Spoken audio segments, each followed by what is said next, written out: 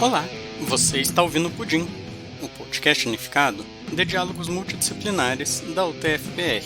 Neste terceiro episódio, com o convidado Tiago de Barros Álvares de Lima, ele receberá o autor Carlos Marcelo Carvalho, que escreveu o livro Renato Russo, o Filho da Revolução, uma biografia sobre este artista que tanto marcou gerações. Fala pessoal, vamos então para mais uma etapa do nosso minicurso, agora tendo o prazer de receber o Carlos Marcelo, jornalista, escritor, ele que é o biógrafo Renato Russo, Filho da Revolução. Aí nós temos a biografia mais completa do Renato Russo, essa que a gente entende tudo sobre esse grande artista, esse emblemático artista. Então, eu vou deixar que o Carlos Marcelo se apresente, fale um pouco sobre como foi fazer essa biografia do Renato Russo e fale um pouco mais sobre o assunto. Tudo bem, Carlos Marcelo? Seja bem-vindo. Obrigado, Tiago. Como é que você está? Tudo bem? Em primeiro lugar, agradeço o convite para participar desse encontro, né? Acho que vai ser uma conversa muito bacana e acho que temos muito a conversar, né? Ainda mais sabendo que o Renato é o objeto da sua dissertação, né? Então, a gente vai ter muito a trocar ideias e impressões sobre a obra do Renato. Bom, você me pergunta sobre como começou esse trabalho. Como a gente estava conversando um pouco antes de iniciar a gravação, foram 9 anos de dedicação à primeira edição, que saiu em 2009, né, de Renato Russo, Filho da Revolução. Foram 9 anos de pesquisas e entrevistas, mais de 100 entrevistas no total. E aí depois, já nessa década, fiz mais algumas entrevistas para a nova edição, que é essa que você tem em mãos, que é a edição mais atualizada, que saiu, inclusive essa que você tem da capa amarela, né? Essa aqui é a capa dura, capa verde, mas é o mesmo conteúdo, né? Exatamente, verde e amarelo. Né? Mas essa é a edição mais recente, e eu imagino que é a edição definitiva, ao menos da minha parte, né? Assim, não devo voltar a esse assunto tão cedo, a não ser, claro, conversas como essa. E essa edição, então, é uma edição revista ampliada, que saiu pela editora Planeta, e ela contém mais um capítulo com mais 30 entrevistas, salvo engano, que eu fiz para essa edição. E a ideia sempre foi, Tiago, traçar um retrato do artista quando jovem, assim. Me interessava especialmente a parte da juventude do Renato, esse entrelaçamento da história dele com a história de Brasília, né? Eu acho muito curioso, eu acho muito interessante, muito sintomático também, porque isso se refletiu na obra dele, que o Renato tinha a mesma idade de Brasília, né? Os dois nasceram em 1960, né? E o Renato se muda para Brasília quando ele inicia a adolescência, ou seja, ele é um adolescente numa cidade igualmente adolescente, uma cidade com 13 anos de idade, né? Então, assim, me interessava especialmente reconstituir essa fase da vida do Renato e da vida da cidade, porque isso tem uma influência direta na obra do Renato.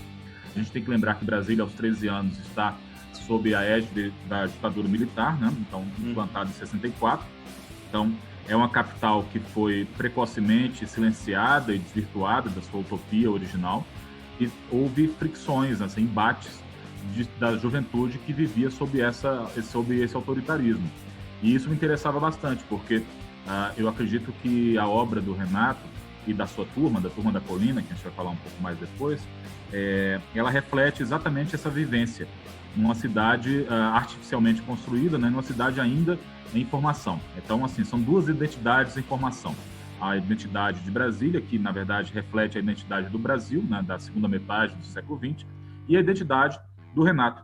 E você que leu a biografia deve ter observado que, nos primeiros capítulos, quase na primeira metade do livro inteiro, eu não falo de Renato Russo, eu falo apenas de Renato, de Júnior, que é como ele era conhecido em casa, uma vez que o pai dele se chamava Renato Manfredini, porque o que me interessava era exatamente isso, como um jovem brasileiro comum, claro, com uma especial habilidade para escrever, um impressionante domínio do idioma, especialmente da língua inglesa, e hábitos de leitura muito acima da média, mas enfim, um jovem brasileiro vai se formando, consegue amalgamar referências do Brasil e do exterior para depois reprocessar isso na sua obra. Exatamente, né? E é bom lembrar, né, Carlos, que o Renato Russo, o Júnior, né? Ele viveu nos Estados Unidos com sua família um pequeno período ali na infância. Isso também ajuda a aprimorar o inglês. Depois ele vai para a cultura inglesa. Você vai falar sobre isso, eu acredito. E é interessante esse contexto de ditadura militar mesmo, Carlos, até para a gente entrar um pouco nessa questão do punk. porque o punk no Brasil, ele chega em vários lugares, né? São Paulo, Rio de Janeiro, nas camadas mais populares. Em Brasília, ele encontra uma juventude de classe média alta, né? Renato Russo era filho de um bancário, economista. Então, um funcionário graduado do Banco do Brasil, exatamente. É exatamente isso. E é interessante, bom, primeiro falar sobre o que você observou, o punk chega ao Brasil. Eu não posso garantir, né? Assim, isso eu acho que é impossível garantir, mas eu acredito que sim, a geração de Brasília, os jovens de Brasília foram os primeiros a ouvir o punk rock inglês, não o americano. O americano, Ramones e outras bandas, Dead Kennedys, já são mais ramificados. Mas o punk rock inglês, especialmente os Sex Pistols, eles chegam a Brasília, provavelmente foi a primeira capital a receber discos e gravações dessas bandas, porque havia jovens brasileiros, como, por exemplo, André Miller, que é da Plebe Hood, até hoje da Plebe Hood, baixista Plebe Hood, e depois o Felemos, baterista do Aborto Elétrico, primeira banda do Renato, e até hoje baterista do Capital Inicial, que moravam na Inglaterra, passaram tempo morando na Inglaterra. Então, eles mandam, e tem amigos que mandam essas fitas, cassete e discos mesmo, com gravações dos primeiros registros do punk rock na Inglaterra. Não à toa, o The Clash é uma das bandas que mais influenciam a Plebe Hood, né? Sex Pistols influencia muito o Aborto Elétrico, até o ritmo das canções e tudo. Então, assim, essa primeira geração do punk rock britânico, e aí vamos falar também de outras bandas, como Buzzcocks e tantas outras, Stiff Little Fingers, nem tão conhecidas, mas essa primeira geração influencia diretamente esse grupo de jovens de classe média alta, como você observou, quase todos moradores do Plano Piloto, que é a área mais privilegiada de Brasília, né? Então, mas isso depois começa a se espraiar. E é interessante a sua observação, porque no início dos anos 80, aí sim, quando as bandas já estão estabelecidas, né, em São Paulo, Rio, Brasília, quando eles começam a fazer os primeiros shows em São Paulo, especialmente, eles têm um certo choque ao perceber que o punk rock em São Paulo é muito mais ligado às pessoas de origem da classe trabalhadora, né? Assim, de filhos de trabalhadores, pessoas que trabalhavam. Então você tem Ratos de Porão, você tem Olho Seco, Cólera, né? São bandas que têm uma origem muito mais do proletariado do que a origem de classe média alta do pessoal da Legião Urbana. Isso dá até uma fricção, assim, né, de identidade quando eles percebem isso. Mas eu acho que, de toda forma, o impacto é idêntico. O impacto musical, o choque provocado pelo punk, ele é idêntico e ele atinge indistintamente os filhos de trabalhadores, filhos de bancários, filhos de diplomatas. Por quê?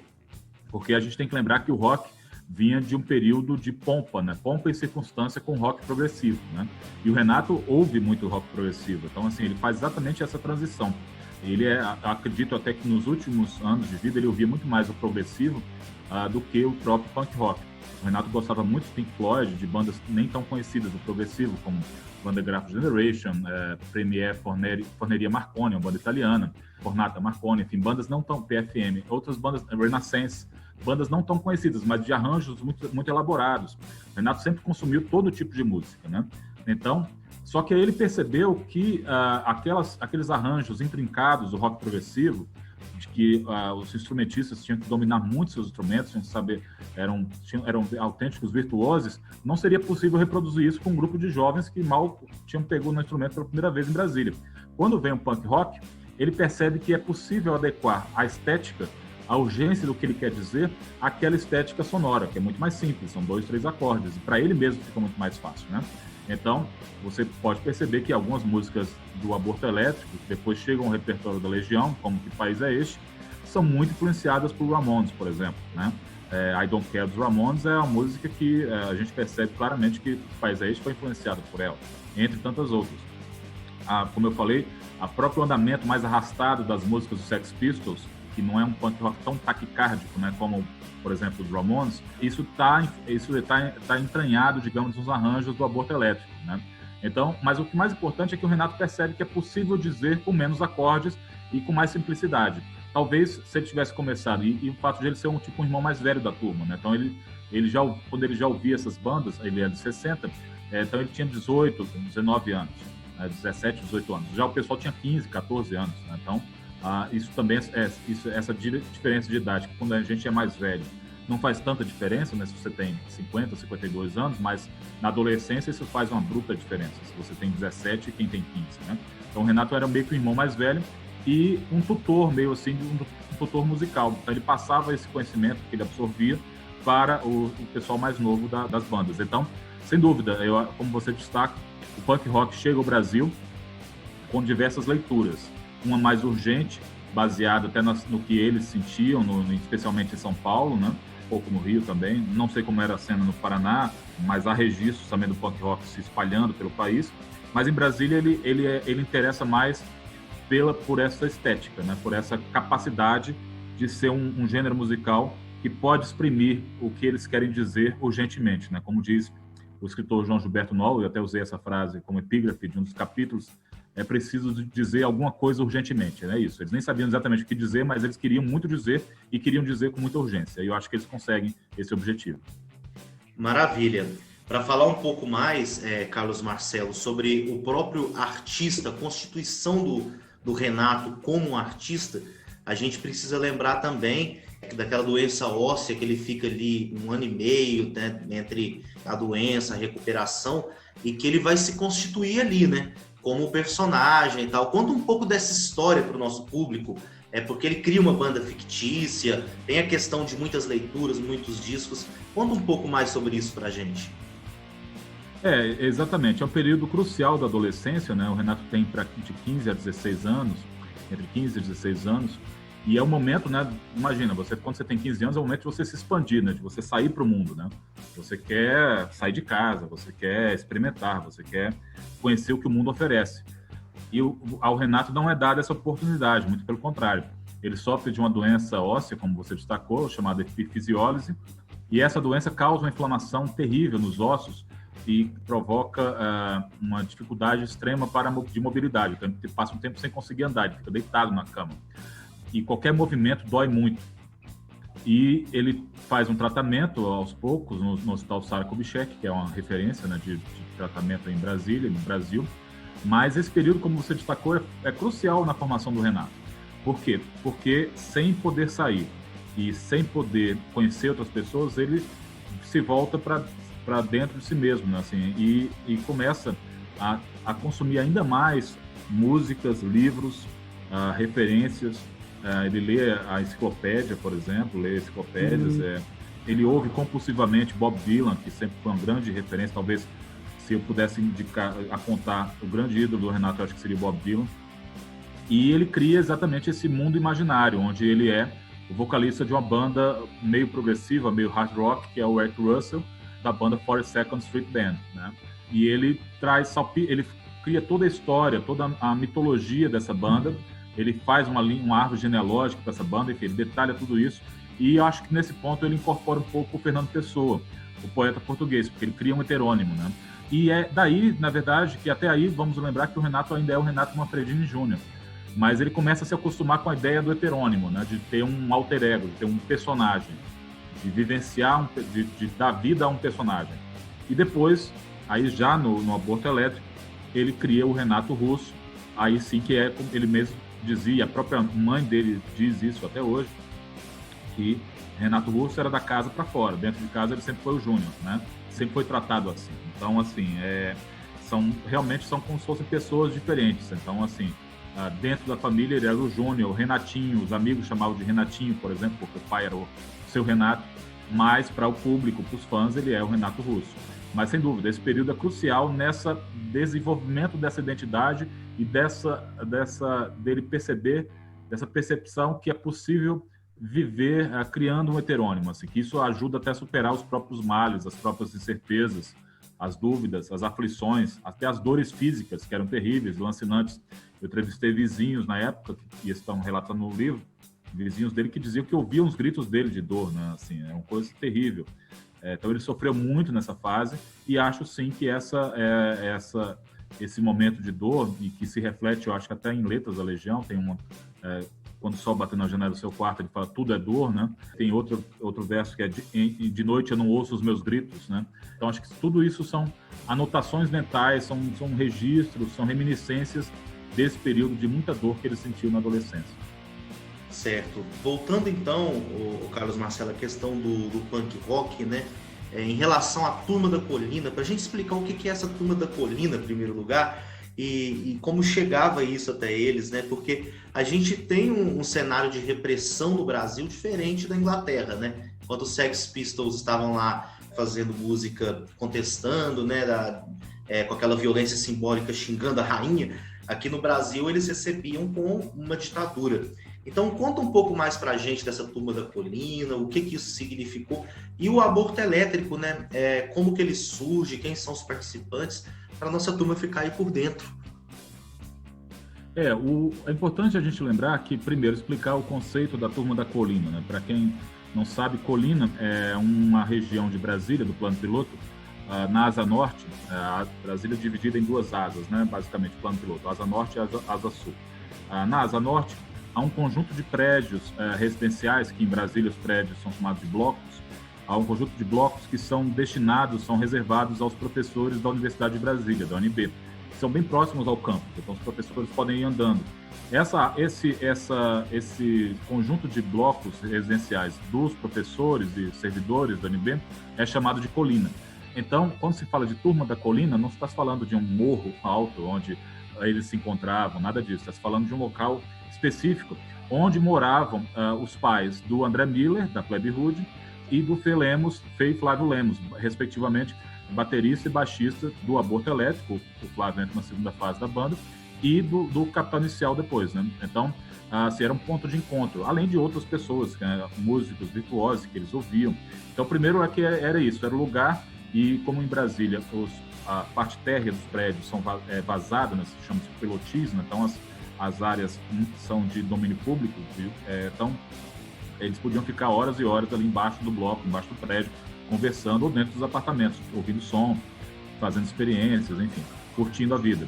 Então, isso aí é interessante, porque nesse núcleo, aí começam os ensaios do Aborto Elétrico, que é, então, a primeira banda dessa geração. Há também o André Miller faz uma experiência com algumas bandas, há outros músicos também, mas a banda que começa a fazer shows, inclusive na Universidade de Brasília, é o Aborto Elétrico.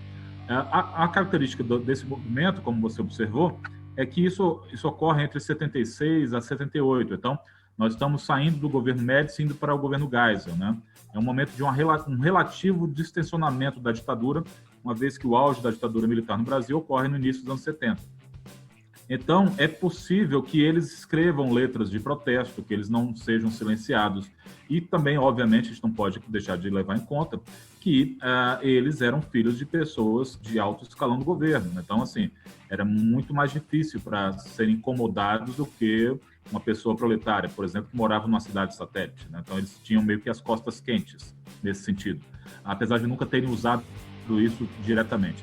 Mas, enfim, então, essa primeira produção do punk rock brasiliense, vamos chamar assim, punk rock candango, ele reflete essa visão crítica do governo militar.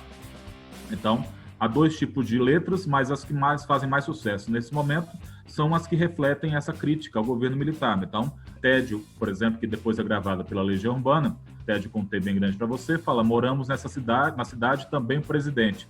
E todos vão fingindo viver decentemente, né? Só que eu não pretendo ser tão decadente, não, né? Então, assim, e tédio, e fala muito do tédio da cidade, enfim.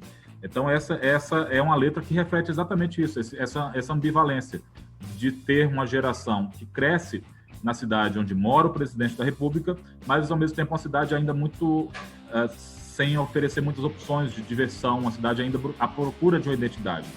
E acho que esse movimento do rock de Brasília, especialmente desta geração, uma vez que houve antes gerações de roqueiros na cidade, Brasília, assim que começa, já há registros de bandas, algumas influenciadas pelo Iê, outras pelo progressivo, mas essas são as bandas que refletem nas suas letras uma temática de protesto, uma temática mais incisiva, e que tem até uma música que depois ficou conhecida na gravação do Capital Inicial, chamada Leve de Desespero. Então, era uma vida meio do leve de desespero, assim. Se vivia uma vida que, obviamente, sem dificuldades materiais, ninguém passava fome, muito pelo contrário, eram pessoas de situação financeira no mínimo estável ou privilegiadas, mas que enfrentavam angústias potencializadas pela adolescência e sim pelo fato de morar numa cidade artificial, uma cidade que ainda oferecia poucas possibilidades, uma cidade que ainda hoje procura a sua identidade.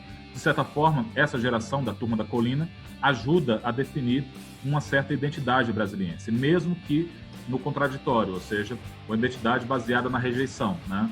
Mas uma identidade que é pautada por esse espelhamento, né? Assim, mesmo que seja um espelho distorcido, mas numa vivência mais crítica do que era estar sob uma ditadura militar num país como o Brasil. Perfeito. Você falou bem aí, Carlos Marcelo, da questão das letras, né? E também das pichações, né, que eles faziam e iam atraindo outros jovens. Tem uma citação de um autor, o Hessinger, que ele fala que era interessante em Brasília, que ele se identificava às vezes por uma camisa do Sex Pistols, e logo eles já se aproximavam e aquilo criava uma identidade e todos se reuniam ali na Turma da Colina. Inclusive, o André Pretórios, acho que é abordado dessa forma, você cita aqui, né, pelo Renato Russo, André Pretórios, que é filho do embaixador da África do Sul e é um dos primeiros integrantes do aborto elétrico. Então, caracterizando, né, para a gente encerrar essa parte, essa questão de identidade juvenil, não é? Sim, a identidade juvenil ela é muito construída, e acho que até hoje, pela afinidade, né, por pontos de convergência, sinais de convergência, né, sinais de afinidade. No caso de Brasília, obviamente não havia redes sociais, não havia internet, né, então essa afinidade se dava muitas vezes pelo visual, uma visual ou sonora, né, uma identidade visual ou uma identidade sonora. No caso da identidade visual, você destacou bem, o Renato esbarra literalmente, não, assim, ele vê na rua um cara, um jovem de cabelo arrepiado, que não era comum, um jovem loiro de cabelo arrepiado, cabelo curto e arrepiado, que o mais comum na época eram cabelos longos, né? Que ainda havia uma influência do rock progressivo e da própria MPB brasileira. Então ele vê esse indivíduo aí com calças, um visual, uma camisa rasgada, calça rasgada. Ele na hora bate o olho e vê uma corporificação das figuras que ele via nas revistas e jornais da Inglaterra, que ele consumia na cultura inglesa, onde ele foi aluno e professor depois. Então ele, parece que um personagem ali daquelas páginas saltou da mídia, saltou dos jornais para se tornar real. E ele vai e aborda esse rapaz em inglês e descobre que ele é o André Pretórios, filho do embaixador da África do Sul, e a gente tem que lembrar também que na época a África do Sul ainda estava sob o apartheid, então quem era indicado eram funcionários brancos, né, e que serviam a essa mentalidade, esse regime de separatismo entre negros e brancos que estava em vigência na África do Sul. Então o André Pretórios também tinha seus conflitos com seu pai, com sua família, por esse motivo. E aí eles começam a ensaiar e logo depois o Pretórios volta para a África do Sul e aí a banda continua sem ele. Mas sim, o visual é um fator importantíssimo de identificação para a formação do punk nacional. O Renato começa a rasgar as próprias roupas também, a mãe dele não entende o que está acontecendo, né? Assim, meio que um punk de boutique, porque ele não confrontava a mãe, enfim, não era nada disso, mas ele também passa a usar uma indumentária punk, ou seja, alfinetes, né, broches, badges, né, assim, como você falou, pichações, então começam a aparecer na cidade as pichações de aborto elétrico, o AE, né, juntos, que se tornou uma marca. Há pouco tempo ainda você encontrava na cidade. E elas se confundem também, é interessante a gente destacar, com pichações, que na época nem se falava pichações, né, eram grafites, né, se dizia que a cidade era grafitada, com grafites de poesia marginal, que não deixa de ser uma espécie de versão poética para o punk rock, né? A poesia solta, a poesia do verso livre, que é do Chacal, do Cacá, do Chico Alvim, e em Brasília do Nicolas Berto. Então começam a aparecer versos desses poetas também nas paredes de lojas, de residências. Então isso se junta, né? Essas duas referências, essa poética mais solta e os versos mais soltos e as pichações das bandas punk. Então, assim, a poesia marginal não deixa de ser a versão punk da poesia tradicional também. Exato. As músicas do aborto elétrico contestando aí que país é esse, é um clássico. Acredito que todo mundo que está assistindo conhece, né? A letra fazendo aquela contestação, aquela violência simbólica e outras que vão surgindo. O Carlos Marcelo, que é o biógrafo do Renato Russo, até pode explicar para a gente os motivos que fizeram com que o aborto elétrico acabasse, né? Porque não dura muito, Carlos Marcelo, e me parece que é um porre do Renato Russo, né, no dia da morte do John Lennon. Explica isso melhor para a gente. Na verdade, esse episódio que você menciona, eu acho que ele é só a gota d'água, né? O Aborto Elétrico, como toda banda punk, né, nasce de uma explosão, né, de um Big Bang, de uma fagulha, de uma energia muito forte. No caso da banda, havia dois gênios muito fortes, do Renato e do Fê Lemos, o baterista. Então, assim, o Flávio sempre foi um cara mais pacato, mais tranquilo. O Ícaro Preto, que entra rapidamente na banda, no final, para ser guitarrista, no lugar do Pretórios, mas o Ícaro Preto, que é irmão do Dinho Ouro Preto, do Capital Inicial, ele passa pouquíssimo tempo na banda, mas faz alguns dos últimos shows do Aborto Elétrico. Mas havia então dois polos na banda, o Fê Lemos, baterista, e o Renato Russo, vocalista e autor das letras. E eles passam a discutir com alguma frequência. O Fê, por exemplo, critica a letra de Química, né, que é gravada depois pela Legião Urbana, diz que é uma letra boba, superficial, que o Renato já escreveu coisas muito melhores. O Renato se irrita um pouco com isso. Então eles começam a ter fricções, mas mesmo assim, na reta final do Aborto Elétrico, nascem canções que se tornam clássicos do rock nacional, como Fátima, que é gravado depois pelo Capital Inicial. Fátima é uma música que tem gravações na voz do Renato, né, assim, na época do Aborto Elétrico. Então depois há uma divisão, digamos assim, do espólio das canções do aborto. Parte delas vai para o Aborto Elétrico, para o Capital Inicial, para o primeiro disco do Capital Inicial. Música Urbana é uma delas, uma versão diferente. A Fátima, como eu falei, Veraneio Vascaína, que é outra música de protesto muito forte, que é o Ataque à Polícia. E algumas delas são o Renato guarda e grava depois só no disco Que País é Este, 1978/1987, que é o terceiro disco da Legião, mas na verdade é uma revisita, ele revisita o repertório do Aborto Elétrico, só coloca duas canções inéditas, Angra dos Reis e Mais do Mesmo. As outras são todas músicas retrabalhadas, boa parte delas da época do aborto, e também no caso de Eu Sei, que durante o tempo ficou conhecido como 18 e 21 e depois como Sexo Verbal. Essa música já é da fase do Trovador Solitário, que é quando o Renato sai do Aborto Elétrico, na verdade a banda acaba, e ele começa a fazer shows inspirados muito com Bob Dylan, sozinho com seu violão, às vezes com a craviola, cantando algumas músicas. Também se tornam conhecidas depois com a Legião, como Eduardo e Mônica, Faroeste Caboclo, Sexo Verbal, Eu Sei. Essas músicas elas antecedem a Legião Urbana. E aí sim, depois ele forma a Legião Urbana, que é interessante a gente falar, porque a primeira ideia do Renato, e isso está documentado no livro, na minha biografia, o Renato Russo, Filho da Revolução, fica evidente pelas anotações do Renato, e ele era muito compulsivo, ele guardava muita coisa que ele anotava nos seus diários, nas suas anotações, que a primeira ideia dele para a Legião Urbana não era uma banda com este nome, ele chamava de Legião Urbana toda a turma que havia crescido junto com o Aborto Elétrico, ou seja, uma verdadeira legião, né, urbana. Então, dentro disso, a ideia era que ele e o Bonfá, baterista, fossem um núcleo de baixo e bateria, e eles tivessem vários convidados, vários guitarristas. Então, eles iam convidando músicos e eles fariam parte dessa legião urbana. Isso acaba não acontecendo exatamente dessa forma. A Legião Urbana tem na primeira formação um grande guitarrista, virtuoso e paranaense, por sinal, que é o Cadu Lambá. O apelido dele era Paraná, né, na época. Só que aí o próprio Renato chega à conclusão de que ele é muito bom para tocar na Legião, assim, que ele tem muitas notas, assim, ele é quase um Pat Metheny da guitarra, assim, da guitarra brasileira. Então, assim, sobrava, assim, ele tinha muito mais o que oferecer do que a simplicidade e a urgência do que o Renato queria com a Legião. E aí sim, ele chama o Dado Villa-Lobos, não sabia tocar guitarra, e o Dado faz um show, assim, meio no susto, e passa a integrar a banda. Vale lembrar, e aí sim, falando do final do aborto, que na verdade isso faz parte de um movimento especialmente forte na Inglaterra, que é a mudança, a transição do punk para o pós-punk, né? Então, uma banda como Joy Division, por exemplo, é essencial para o entendimento dessa transição. O Joy Division tem uma fase mais punk, que é chamada Warsaw, né, Varsóvia, as músicas mais cruas, e depois eles vão evoluindo para a própria estética do Joy Division, onde eles têm umas letras mais, além das letras angustiadas, mas eles têm um instrumental mais espaçado, uma ênfase no baixo e na bateria, a guitarra só como algumas marcas, assim, algumas pontuadas, assim. E o Joy Division é especialmente influente para essa geração que surge logo depois do Aborto Elétrico. Dessa geração aí estamos falando do início dos anos 80.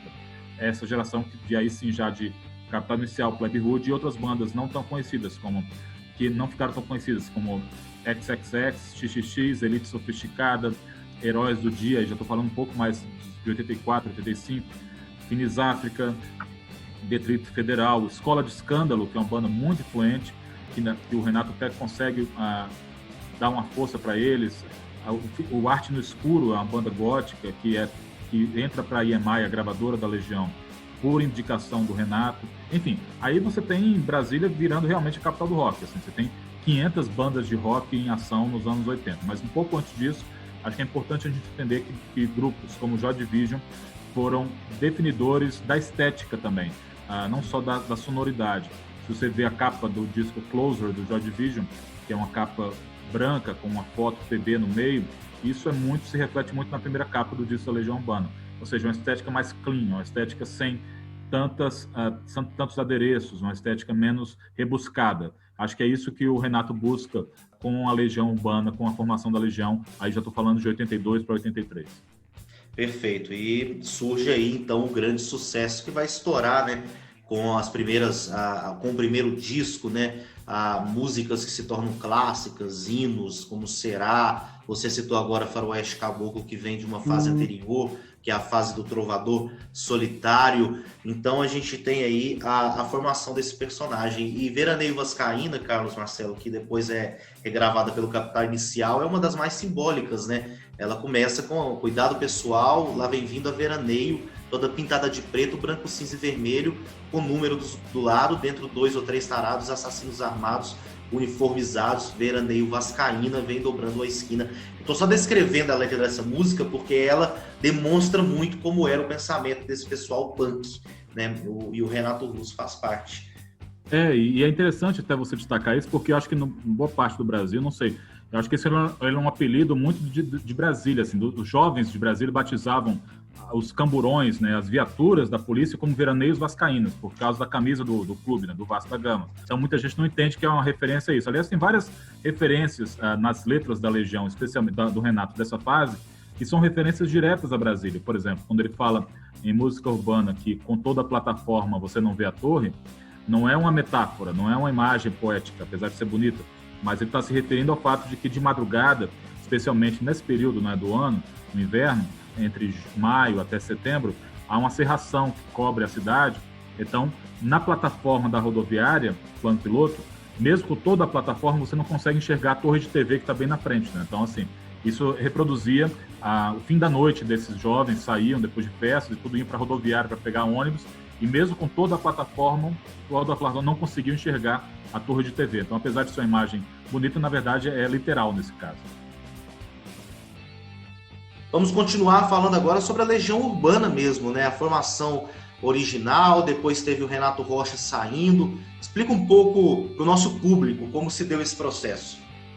É uma história que tem em alguns capítulos, vou tentar resumir, né? Assim, como eu falei, a Legião começa com o Renato e o Bonfá, o Marcelo Bonfá, só baixo e bateria, depois é adicionado para shows em 83 o primeiro o Eduardo Paraná, depois o Dado Vila Lobos. Eles se formam como trio, só que a véspera da gravação do primeiro disco, é um momento que a banda começa a se mudar de Brasília para o Rio de Janeiro, o Renato corta os pulsos, num desespero, assim, uma tentativa de suicídio, e ele fica durante um tempo impossibilitado de tocar baixo. Esse episódio está no livro também, Renato Russo, Filho da Revolução, e eles vão à procura de um baixista. E aí se entra para a banda o Renato Rocha Negrete, que o Renato Russo chamava de Billy, e ele fica até a gravação do disco, até o terceiro disco, né? Assim, aí depois tem uma saída tempestuosa para o disco As Quatro Estações, onde a Legião volta para a formação com Dado, Bonfá e Renato, né? E aí essa formação que vai até o final, aí sim eles passam a ter músicos convidados que passam a fazer as gravações dos instrumentos, e nos shows eles têm músicos convidados, né? Vale lembrar que até a turnê do disco Que País é Este, uma turnê muito conturbada, eles não tinham músicos convidados nos shows, né? Então eles se apresentavam os 4, né? Isso muda a partir da turnê a 4 estações, eles percebem que é preciso encorpar o som, então eles têm tecladistas, eles entram uma guitarra adicional, e aí vários músicos se sucedem nessa fase. Alguns deles, quase todos com muita experiência. Alguns deles tinham tocado na Cor do Som, o caso do Murche Ebab, tecladista da Cor do Som. O Dade, baixista, também chega a tocar nessa fase, enfim. Então, a Legião passa a ser um trio, mas com músicos convidados para as apresentações ao vivo, que também vão se tornando cada vez mais esparsas. Mas, para resumir, eu diria o seguinte, que o primeiro disco da Legião, ele faz muito sucesso, como Será e Geração Coca-Cola, por enquanto também, mas a banda que estoura naquele ano no Brasil, 85, estamos falando de janeiro de 85, é o Paralamas do Sucesso, por conta da apresentação no Rock in Rio. Óculos é uma música que toca no Brasil inteiro, depois vem Meu Erro. A Legião começa a fazer um sucesso acima das outras bandas e atingir marcas que o rock brasileiro nunca conseguiu, e eu acho difícil que volte a conseguir, uma vez que hoje a gente vive num cenário muito mais pulverizado, a partir do segundo disco. Aí sim, a popularidade da banda aumenta significativamente, com músicas como Eduardo e Mônica, Tempo Perdido. Quase todas as músicas do disco 2 da Legião, de 86, tocam no rádio, são um sucesso, né? Índios, então é incrível, assim, como uma banda conseguiu emplacar 5, 6, 7 músicas nas rádios o tempo inteiro. E quando vem o disco Que País é Este, aí sim a banda sai a banda estava tocando, começa tocando para 500 pessoas, 1.000 pessoas, aí ela, no segundo disco ela passa a tocar em ginásios, né? Um público para 10.000 pessoas, 15.000 pessoas. Quando sai o terceiro disco, o Que País é Este, a própria faixa título e mais, Faroeste Caboclo, se torna um sucesso tão grande que é a primeira vez que uma música com quase 10 minutos de duração toca em todas as rádios do Brasil, sem interrupções. Sim. Isso nunca mais aconteceu, porque o formato de uma música, né, pop é 3, no máximo 4 minutos, 5 minutos, só muitas exceções, e o Renato e a Legião conseguem subverter esse jogo, né, e fazer de uma música de 9 minutos um sucesso nacional em todas as rádios. Aí a Legião não cabe mais nem em ginásios, a Legião já passa a tocar em estádios, né? Então, os shows da Legião vão para estádios de futebol. Aí estão falando de shows para 30.000, 40.000 pessoas. O show de Brasília é, então, especialmente marcante disso, que é um show no ginásio Mané Garrincha. É um show muito conturbado. Eu, inclusive, abro o meu livro, o Renato Russo, Filho da Revolução, falando desse show. Eu acho ele muito definidor do final de uma era da inocência, digamos assim, da Legião, e de um trauma do Renato em relação a shows, até porque o palco é invadido por um fã, uma pessoa em evidente desequilíbrio, que dá uma gravata no Renato, e se tivesse uma faca teria matado ele, né? Tem um show com uma segurança muito precária, que acaba com um quebra-quebra, daí a banda deixa o palco antes do fim, enfim. Tudo isso está detalhado no meu livro. Carlos Marcelo, pois não. Só uma questão sobre isso, né? Porque é importante destacar mesmo esse show de 88 em Brasília, inclusive ameaças depois, né, contra o próprio Renato no apartamento de sua família, né? E isso é marcante para a carreira dele, né? Exatamente. Ele passa um tempo, para quem não lembra, esse show aconteceu em junho de 1988, no estádio Mané Garrincha. Ele faz um show para 50.000 pessoas, só que várias coisas vão dando errado durante o show.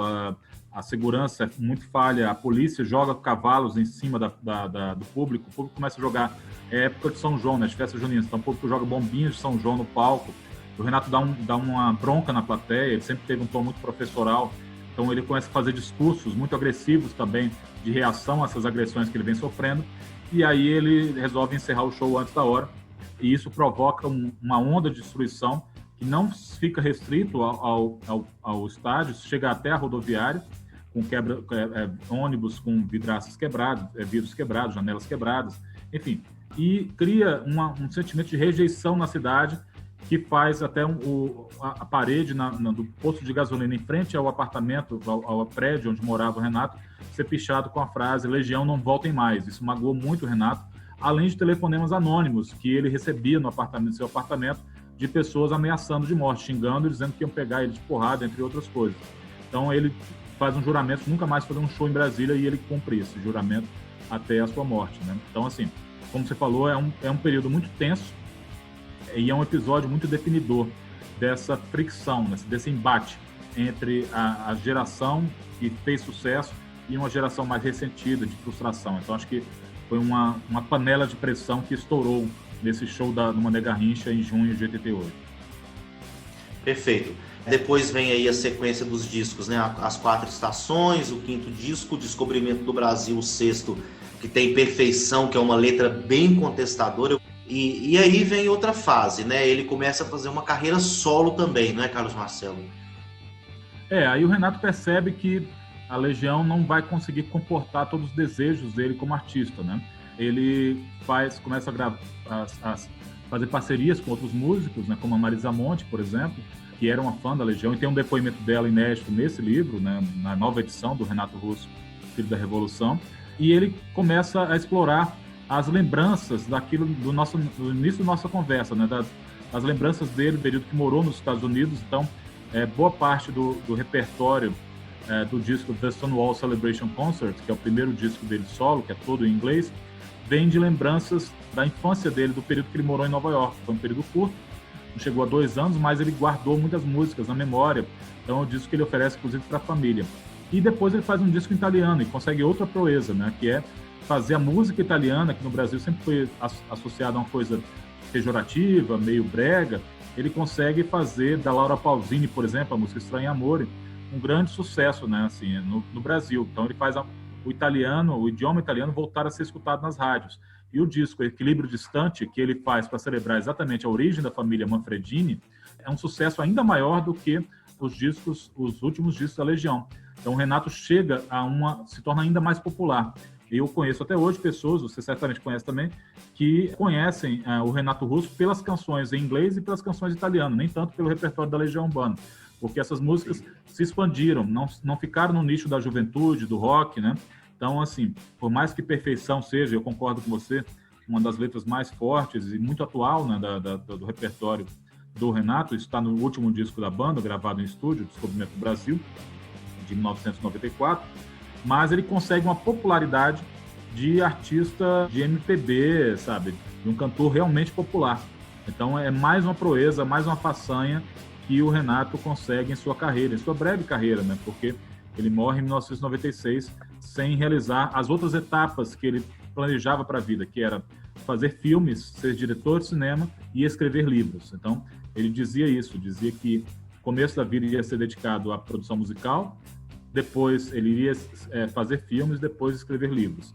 Infelizmente, ele só conseguiu realizar uma primeira parte desse desejo. A gente já está indo para a reta final do nosso bate-papo. Carlos Marcelo, na sua visão, o que faz essa transformação daquele Renato Russo punk? Seria mais como uma pulsão adolescente para esse Renato Russo que, ainda na fase final de sua carreira, canta músicas de contestação como Perfeição, que a gente daqui a pouco vai escutar, e esse Renato Russo que vai para MPB mesmo, né? Inclusive, falando um pouco do disco A Tempestade, que é o último dele, que na minha opinião é o mais triste, é ali perto da morte dele. Até se você puder citar isso sobre a morte dele e esse disco, porque há uma sensação muito grande de despedida naquele disco, né? Sim, exatamente. A Tempestade, né, que tem um subtítulo, ou O Livro dos Dias, é um disco epitáfio, digamos assim, é um disco de despedida, né? Tem canções belíssimas, como a própria O Livro dos Dias, Esperando por Mim, uma bela canção também, mas a gente já vê que a voz do Renato já não tem a mesma força como era antes, né? A gente já percebe, o próprio Dado Villa-Lobos conta no meu livro que foi muito difícil finalizar as gravações, porque o Renato já estava muito doente, já estava muito fraco e muito nervoso, porque ele queria finalizar o disco de toda forma. Então, assim, a performance dele já não é a mais tão forte como era até o disco Descobrimento do Brasil, né? Então, eu acho que, respondendo a sua pergunta, eu acho que o Renato, nessa vida breve, de 36 anos, né, mas ele conseguiu coadunar o espírito da juventude com uma certa maturidade e até uma revisita à infância também. Então, ele conseguiu amalgamar diversas fases da vida dele. Ele teve uma vida breve, mas uma vida muito intensa, né? Ele conseguiu refletir essas diversas fases da vida, esse lado familiar dele nos discos em italiano, nos discos em inglês, lado mais gregário da turma em suas memórias, em músicas como Travessia do Eixão, por exemplo, que lembram a vivência dele em Brasília, em músicas que falavam ainda da ditadura militar, sabe? Nos últimos discos ele ainda gravou sobre isso, e muito sobre solidão, né? Sobre sentimentos que são atemporais, né? Eu acho que o Renato cantou muito, e acho que por isso que as letras dele ainda fazem tanto sentido. O Renato cantou muito sobre sentimentos atemporais, sentimentos que fazem parte da vida do ser humano em diversas fases, né? Na juventude, na maturidade, na adolescência. Então, acredito que é por isso que a obra dele ainda é tão relevante e é tão perene, né? Porque ela consegue encontrar ressonância em pessoas que nunca viram o show da Legião Urbana, por exemplo, que nasceram até depois que o Renato já havia falecido. Então, isso é muito interessante. Eu acho que é uma característica da obra dos grandes ídolos, né? Isso acontece com John Lennon, com Bob Marley, grandes nomes da música, o próprio Bob Dylan, que está vivo ainda, mas enfim, mas que conseguiu isso também, de ser admirado cada vez mais por jovens. Os grandes ídolos conseguem transcender o tempo, eles conseguem derrotar o tempo, né? Eles conseguem fazer com que assim, as suas músicas atinjam diferentes gerações. Eu acho que isso é o mais que me chama mais atenção na obra do Renato também. Ele conseguiu isso, então ele não foi derrotado pela morte, muito pelo contrário. Eu acho que o Renato continua muito vivo em todo mundo que ouve Legião Urbana e ouve seus discos solo até hoje. Para a gente encerrar, Carlos Marcelo, eu queria fazer um pequeno destaque sobre essa questão da ditadura, até porque nesse intervalo que tivemos a gente ouviu aí uma música sobre tortura, né? Duas Tribos.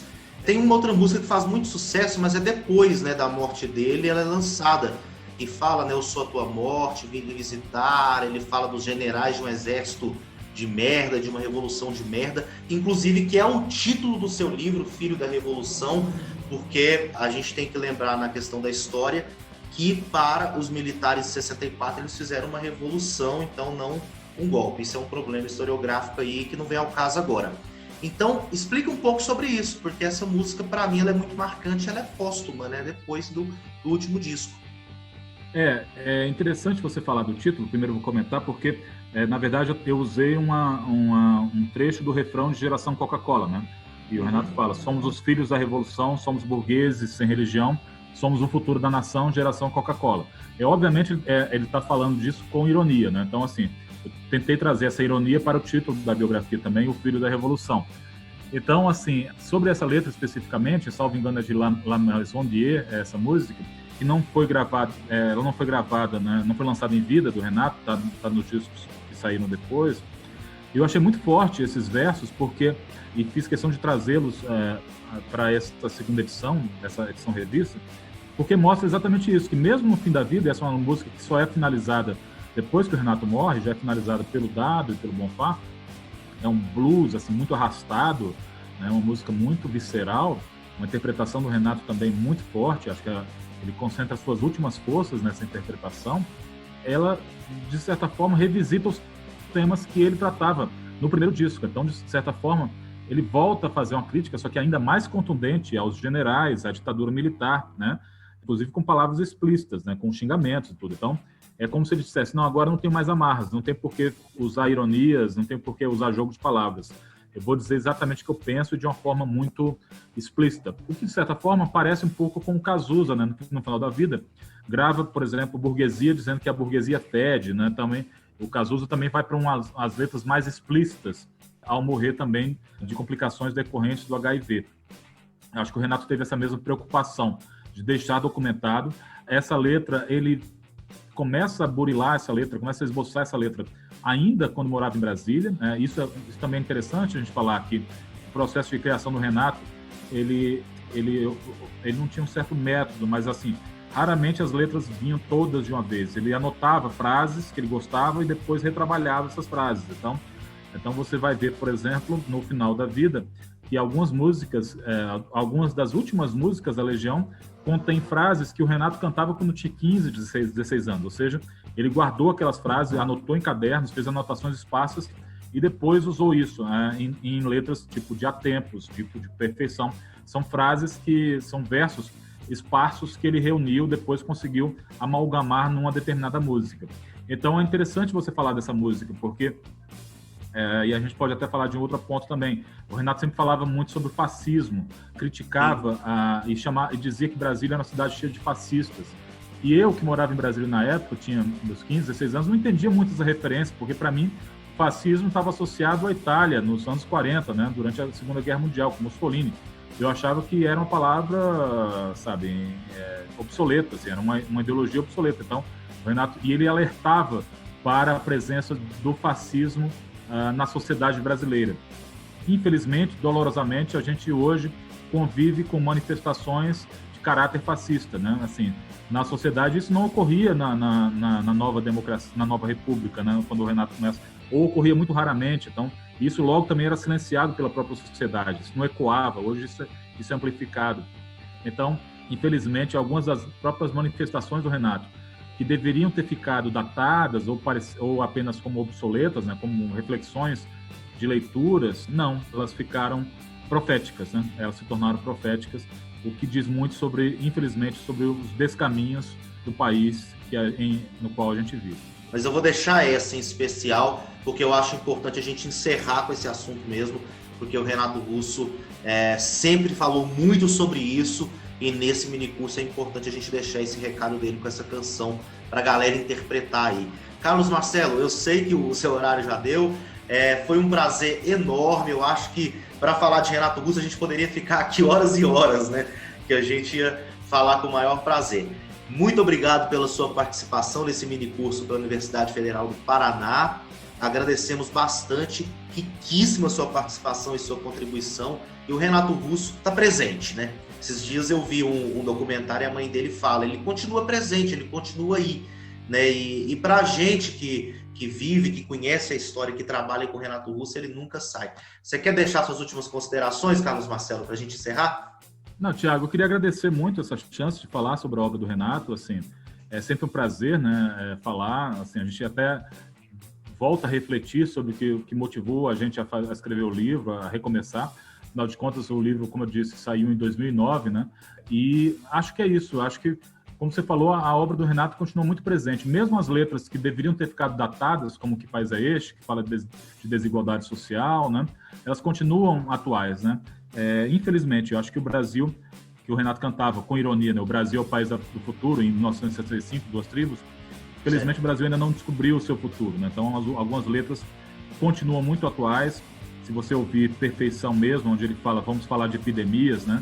Então, assim, ele fala, se você observar a letra de Perfeição, há muita coisa lá que fala deste ano de 2020, sabe? Então, assim, eu ainda me surpreendo com a atualidade das letras do Renato e fico muito orgulhoso de ter recebido esse convite para você, de compartilhar esse conhecimento, ter essa conversa.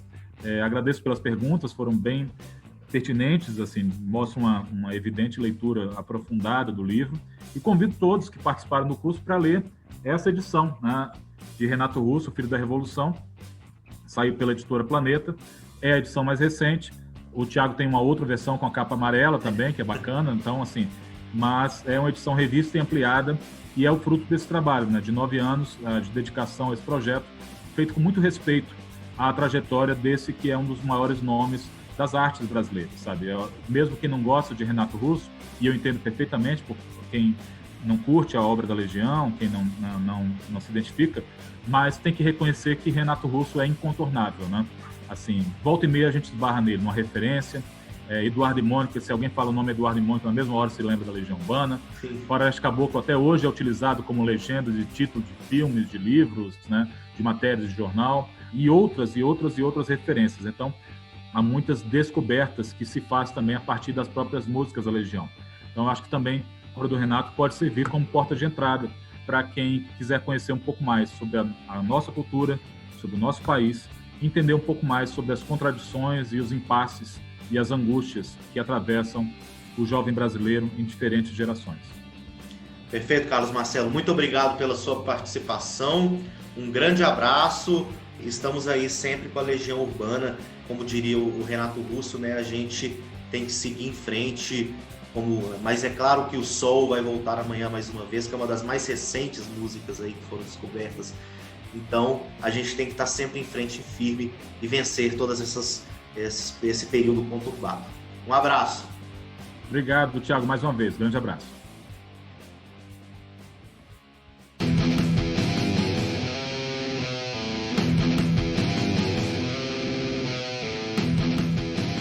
Esse foi um episódio do Pudim, o podcast unificado de diálogos multidisciplinares, um projeto de extensão da UTF-PR, editado por Cássio Amador. Músicas utilizadas: Metal Hard Punk Instrumental, de Her Eyes on Horizon, disponível no YouTube. Grunge Rock Instrumental, The Wayne John Bradley, disponível em soundcloud.com/AinOnRadley. Para saber mais informações sobre o projeto deste podcast, visite nosso site pudim.cp.utfpr.edu.br. Esse e outros episódios do projeto podem ser encontrados no seu aplicativo de podcast preferido. Até a próxima!